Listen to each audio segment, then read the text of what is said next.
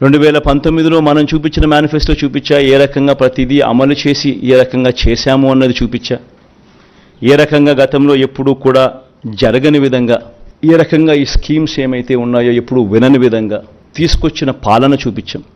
విద్య, వైద్యం, వ్యవసాయం, పేదలకు ఇళ్ళు, నాడు నేడు, మహిళా సాధికారిత, సామాజిక భద్రత ప్రధానాంశాలుగా వైఎస్ఆర్సీపీ మేనిఫెస్టో విడుదల. ఈ సందర్భంగా వైఎస్ జగన్మోహన్ రెడ్డి మాట్లాడుతూ, ఆంధ్రప్రదేశ్లో గత 58 నెలల కాలంలో హామీలు అమలు చేసిన తీరు చరిత్రలోనే నిలిచిపోతుందని ముఖ్యమంత్రి వైఎస్ జగన్మోహన్ రెడ్డి అన్నారు. ఏ స్థాయిలో ఇది అమలు చేశాము అనంటే, ఈ మేనిఫెస్టో అన్నది రాష్ట్రంలో ఉన్న ప్రతి ఇంట్లో కూడా ఉంది. అంటే అన్నిసార్లు ఈ మేనిఫెస్టో వాళ్ళ ఇళ్ళకు పంపించాం. ప్రతి సంవత్సరం తర్వాత ఇదిగో ప్రోగ్రెస్ రిపోర్ట్, ఇదిగో అక్క, ఇదిగో చెల్లెమ్మ, ఇదిగో ప్రోగ్రెస్ రిపోర్ట్, ఇదిగో మా మేనిఫెస్టో, చెప్పినటువన్నీ మీరే టిక్ చేయండి అని మొట్టమొదటి సంవత్సరంలో 88%, 85%, 86% మొట్టమొదటి సంవత్సరంలో టిక్కు పెడితే చివరికి వచ్చేసరికి 99.5% మేనిఫెస్టోను మనం ఇంప్లిమెంట్ చేసి ప్రజల చేతుల్లో ఇచ్చిన పరిస్థితి. ఎలాంటి సమస్యలు వచ్చినా చిరునవ్వుతో ప్రజలకు తోడుగా ఉన్నామని, ఆఖరికి కోవిడ్ లాంటి కష్టకాలంలోనూ సాకులు చెప్పకుండా సంక్షేమం అమలు చేశామని సీఎం జగన్ అన్నారు. పిల్లలను చదివించలేని పరిస్థితి, చదివించాలని ఆరాటం ఉన్న తల్లులకు. ఎందుకంటే మొట్టమొదటగా కడుపు నిండితే తప్పనిచ్చి ఆ తర్వాతనే చదువులు గుర్తుకొస్తాయి.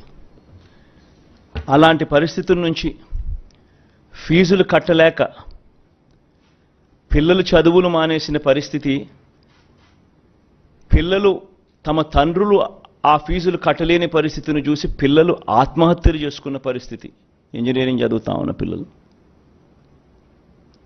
ఇవన్నీ నా కళ్ళారా చూసా.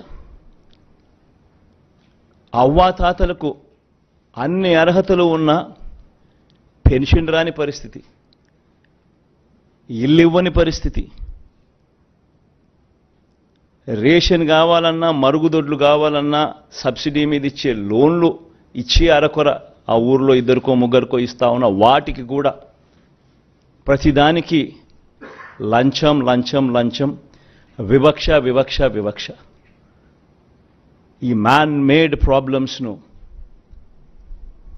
రాజకీయ నాయకులు సృష్టించిన ప్రాబ్లమ్స్ను, రాజకీయ పార్టీలు సృష్టించిన ప్రాబ్లమ్స్కు, ఈ ప్రాబ్లమ్స్తో వ్యవస్థలు ఎలా, ఈ వ్యవస్థల వల్ల ఎలా పేదవాడి బ్రతుకు అతలాకుతలమైందో నా కళ్ళారా చూశా. శనివారం ఉదయం తాడేపల్లి వైఎస్ఆర్సీపీ కేంద్ర కార్యాలయంలో వైఎస్ఆర్సీపీ మేనిఫెస్టో 2024ను విడుదల చేశారు ఆయన. మేనిఫెస్టో అంటే పవిత్రమైన గ్రంథం. గతంలో ఎన్నికలప్పుడు రంగురంగుల హామీలతో ముందుకు వచ్చేవారు. కానీ మేము మేనిఫెస్టోను భగవద్గీత, బైబిల్, ఖురాన్గా భావించాం. గత 5 ఏళ్లలో మేనిఫెస్టోకు ప్రాధాన్యత వచ్చింది. మేనిఫెస్టో అన్నది ఎందుకింత పవిత్ర గ్రంథము, దానికింత శాంక్టిటీ ఎందుకు ఉండాలి అని అంటే కారణం ఏంటనంటే, ఆ మేనిఫెస్టోలో మనం చెప్పిన వాగ్దానాలు, ఆ మేనిఫెస్టోలో మనం చెప్పిన మాటలతో ఆ తర్వాత అధికారంలోకి వచ్చిన ఆ పార్టీ, అధికారంలోకి వచ్చిన వాళ్ళు అవి చెయ్యకపోతే పేదల బ్రతుకులు ఏ రకంగా చిన్నాభిన్నమవుతాయి అన్నదానికి ఉదాహరణ. ముఖ్యమైన అంశాలు అనంటూ ఈ పాంఫ్లెట్ 2014 ఎన్నికలకు ముందు ప్రతి ఇంటికి పంపించారు. ఈ పాంఫ్లెట్ ఇదే 3 ఫోటోలు ముద్రించి, ఇదే కూటమిగా 2014లో ముఖ్యమైన హామీలు అనంటూ వీళ్ళు చెప్పిన మాటలు, వీళ్ళు చెప్పిన హామీలు ఏ మాదిరిగా ప్రజలు నమ్మి వీళ్ళకు ఓటు వేసినందుకు వాళ్ళ బ్రతుకులు ఏ రకంగా అతలాకుతలమైనాయి అన్నది కూడా ప్రతి ఒక్కరూ నాగరిక ప్రపంచంలో గమనించాల్సిన అంశం. వైఎస్ఆర్సీపీ మేనిఫెస్టో ముఖ్యాంశాలు: 2 విడతల్లో పెన్షన్ 3,500 దాకా పెంపు, 66 లక్షల మందికి పెన్షన్లు ఇస్తున్న రాష్ట్రం దేశంలో ఏపీ తప్ప మరొకటి లేదు. అమ్మ ఒడి, విద్యా కానుక, మహిళలకు వైఎస్ఆర్ చేయూత, తదితర పథకాలు కొనసాగింపు.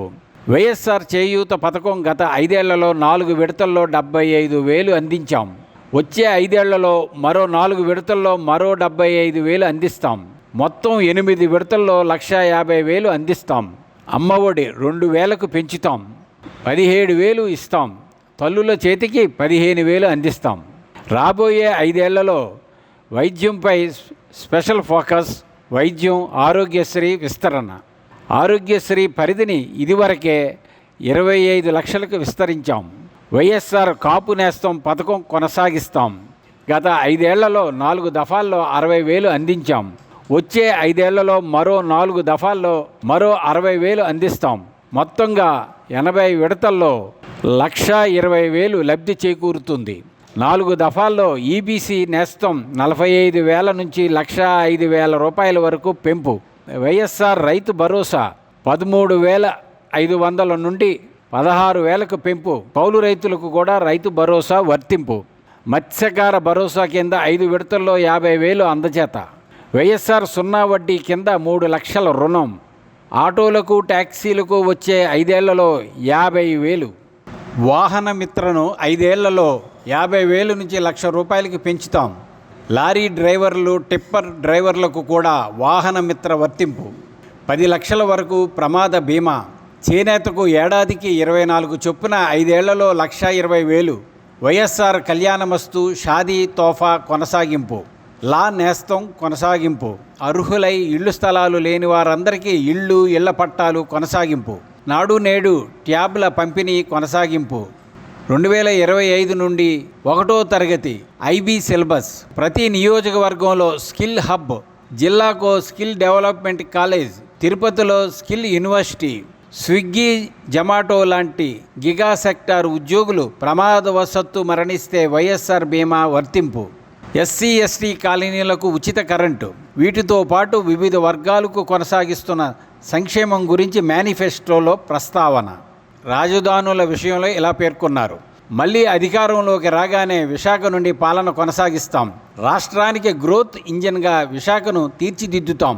అమరావతిని శాసన రాజధానిగా అభివృద్ధి చేస్తాం. కర్నూలును న్యాయ రాజధానిగా తీర్చిదిద్దుతాం. భోగాపురం ఇంటర్నేషనల్ ఎయిర్పోర్ట్ను పూర్తి చేస్తాం.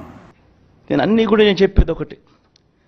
ప్రతి మాట రాజకీయ నాయకుడు ఒక విశ్వసనీయత కోల్పోతే, రాజకీయాలలో విశ్వసనీయత అన్న పదానికి అర్థం లేకపోతే రాజకీయాలు ఎందుకు చేస్తూ ఉన్నాం?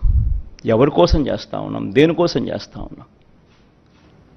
చనిపోయిన తర్వాత ప్రతి పేదవాడి గుండెల్లో, ప్రతి ఇంట్లో మన ఫోటో ఉండాలి, ప్రతి గుండెలో మన ఫోటో ఉండాలి అనే తాపత్రయం లేనప్పుడు రాజకీయాలు ఎందుకు చేయాలి? ఇలాంటి మరిన్ని వార్తల కోసం ఏటీవీ న్యూస్ ఛానల్ని సబ్స్క్రైబ్ చేయండి. పక్కనున్న బెల్ ఐకాన్ నొక్కండి.